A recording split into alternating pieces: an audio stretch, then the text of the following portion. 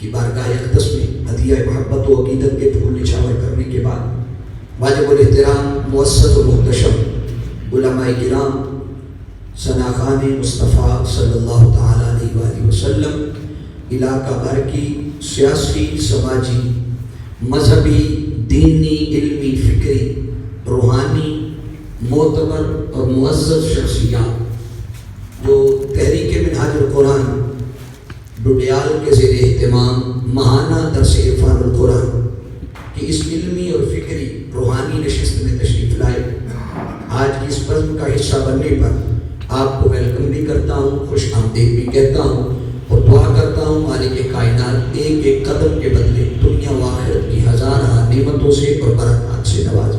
آمین۔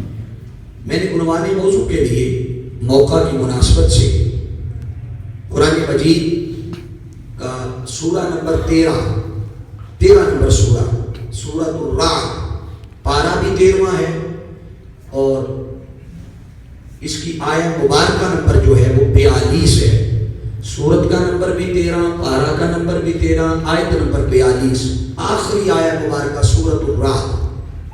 اللہ رب العزت نے ارشاد فرمایا وَيَقُولُ الَّذِينَ كَفَرُوا، کہ یہ جو کافر لوگ ہیں نا، اے میرے محبوب صلی اللہ علیہ وسلم، یہ کافر لوگ کہتے ہیں لست مرسلا، نبی پاک صلی اللہ علیہ وسلم کو کافر کہتے ہیں ہم آپ کو اللہ کا رسول نہیں مانتے، حضور کی رسالت کا انکار کرتے ہیں۔ تو قرآن اس کا تذکرہ کرتے ہوئے فرما رہا ہے کہ لست مرسلا، یہ تجھے رسول نہیں مانتے، تو میرے محبوب کیا ہوا یہ تجھے رسول نہیں مانتے؟ کل، ان کو فرما دے کفا باللہ شہیدہ، کہ میری رسالت پر میرا اللہ گواہ کافی ہے۔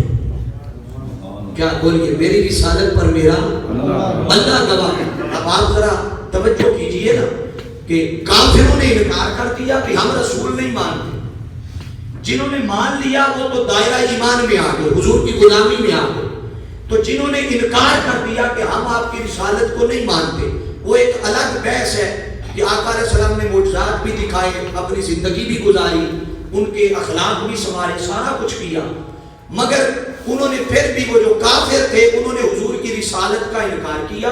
تو رسالت مصطفیٰ کے انکار پر اور کسی کو گواہ نہیں کہا کہ اپنے کسی رشتہ دار کو کہو گواہ بن کے آ جائے تیری رسالت پر، فلاں جانتا ہے اس کو گواہ بنا کے پیش کر دو۔ اللہ نے فرمایا میرے محبوب کل انہیں کہہ دے کفا باللہ شہیدہ، تم نہیں رسول مانتے تو نہ مانو، میری رسالت پر گواہ میرا اللہ کافی ہے۔ بولیے میری رسالت پر گواہ میرا اللہ کافی ہے۔ اب حاضرین فی القشم یہ بات بڑی قابل توجہ ہے کہ جب اللہ نے فرما دیا کہ محبوب تیری رسالت پر گواہ میں کافی ہوں، اب ہم ایک لمحے کے لیے ذرا اپنے معاشرے کے اس نظام کا اور قاعدے کا جائزہ لیں کہ کسی چیز پر گواہی دینے کے لیے قاعدہ کیا ہوتا ہے اور اصول اور ضابطہ کیا ہوتا ہے۔ سامعین محترم پھر کہنا پڑے گا کہ ہر چیز پر آپ کسی اسٹامپ پیپر سے لے کر رجسٹری سے لے کر نکاح کی تقریب سے لے کر ہر جگہ پر جب کسی چیز پر گواہی دیتے ہیں تو بولیے کتنے گواہ پیش کرتے ہیں؟ بولیے ذرا، آپ ایسے خاموش بیٹھے جیسے یہ معاملہ کبھی آپ سے ہوا ہی نہیں۔ کم از کم شادی شدہ تو بولے نا بھئی میری باری 2 گواہ پیش ہوئے تھے میرے ساتھ، تو کم از کم کتنے گواہ ہیں؟ 2 گواہ ہیں۔ اب رسول کی رسالت پر کافروں نے انکار کیا ہے تو جواب میں اللہ فرما رہا ہے محبوب تیری رسالت پر میں گواہ کافی ہوں۔ اب مجھے بتائیے کہ وہاں جو گواہی دینے والے ہوتے ہیں کیا وہ وہاں موجود ہوتے ہیں یا نہیں؟ بولیے ذرا، حاضر ہوتے ہیں بھئی یہ بندہ میرا گواہ ہے، یہ بندہ میرا گواہ ہے، یہ اپنے اپنے آئی ڈی کارڈ دو اور گواہی لکھواؤ۔ اب بلا تشبیہ و بلا مثال وہ گواہی اپنی دے رہا ہے، اگر کوئی کہے کہ جسے تو گواہ بنا رہا ہے دکھا گواہ کہاں ہے، تو وہ تو سامنے ہی نہیں آتا، وہ تو کسی کی نظر میں نہیں آتا، وہ تو کسی کی عقل میں نہیں آتا۔ وہ رب جو اپنے آپ کو گواہ بنا رہا ہے وہ تو کسی کے تخیل میں نہیں آتا، کسی کے تفکر میں نہیں آتا، کسی کی عقل اور شعور میں نہیں آتا، فہم و ادراک میں نہیں آتا، تو وہ سامنے کیسے آئے؟ تو باری تعالیٰ تو نے گواہ تو اپنے آپ کو کہہ دیا، وہ تو پہلے ہی تیرا رسول ہونے کا انکار کر رہے ہیں۔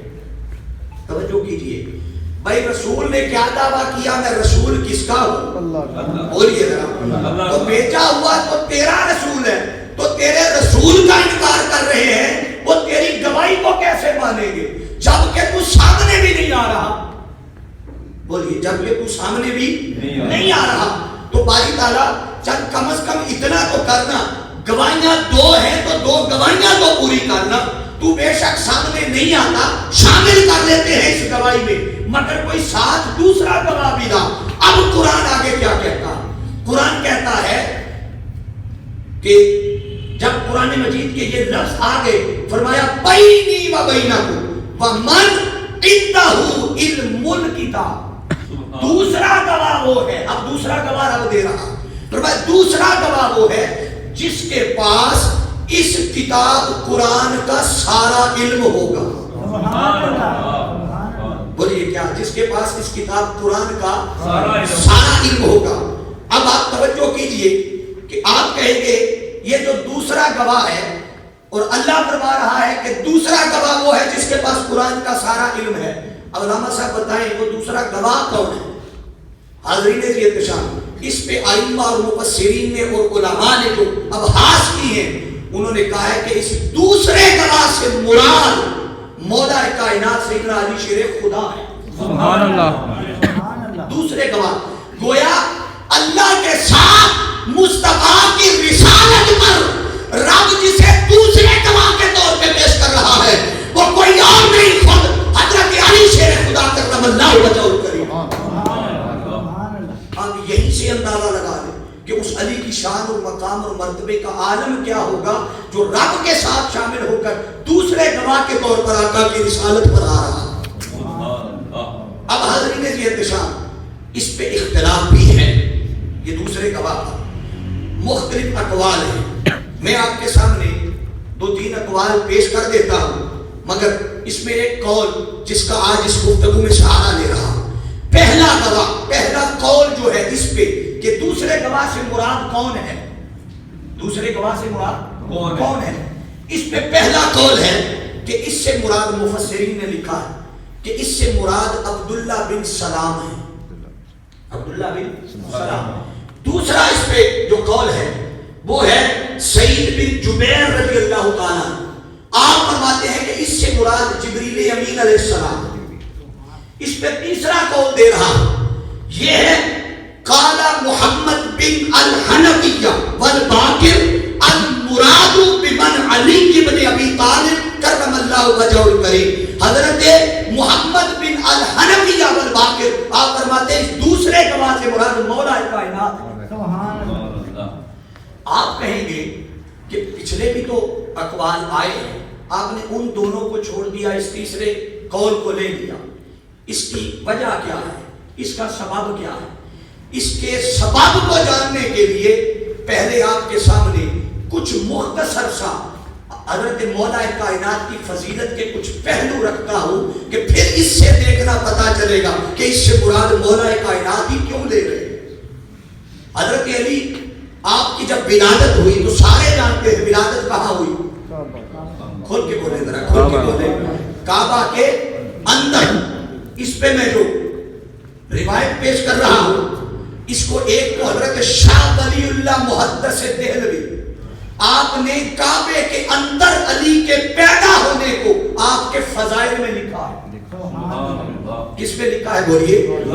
بھائی آپ دیکھیے نا، میں کہوں کہ یہاں سے کوئی ایک شخص اس کی میں کوئی خوبی بیان کروں اور کہوں فلاں بندے کی یہ شان ہے، تو شان کو اس کی میں تب بیان کروں کہ جب وہ واقعاتاً شان کے لائق ہوگا، اگر وہ ہوگا ہی نہیں۔ حضرت شاہ ولی اللہ محدث دہلوی جو مولا کائنات کے فضائل میں آپ کے کعبے میں پیدا ہونے کو بیان کر رہے ہیں، اس کا مطلب ہے ان کا اس بات پر اتفاق ہے، اسی لیے تو آگے روایت کر رہے ہیں۔ تو شاہ ولی اللہ محدث دہلوی فرماتے ہیں، اور اس کے لفظ توجہ طلب ہے، وہ کیا؟ اس کو پھر امام حاکم نے روایت کیا، آپ فرماتے ہیں فقط تواترت الاخبار ان فاطمہ بنت اسد والدت امیر المؤمنین علی ابن ابی طالب کرم اللہ وجہ الکریم. اگلا لفظ توجہ طلب ہے, فرمایا فی جوف الکعبہ. کیا بولیے؟ فی جوف الکعبہ. حوالہ دے دیتا ہوں, اس کو امام حاکم نے المستدرک میں روایت کیا ہے, جلد 5 صفحہ نمبر 203, حدیث کا نمبر ہے 6044. آپ فرماتے ہیں کہ جوف الکعبہ, کہ وہ کعبے کے اندر, جوف کا معنی ہوتا ہے سنٹر, درمیان. بولیے کیا؟ سنٹر اور درمیان. کائنات کی بھی تو کوئی نہ کوئی درمیان ہوگا نا, سنٹر ہوگا ساری کائنات کا. یہ کمرے کا بھی سنٹر ہے کوئی نہ کوئی, اس ڈڈیال کا بھی کوئی نہ کوئی سنٹر ہے, کوئی نہ کوئی درمیان ہے, مرکز ہے, مرکز کہہ دے. تو ساری دنیا کا جو مرکز ہے وہ کعبہ ہے, بیت اللہ, مکہ ہے. مکے کا جو مرکز ہے وہ اللہ کا گھر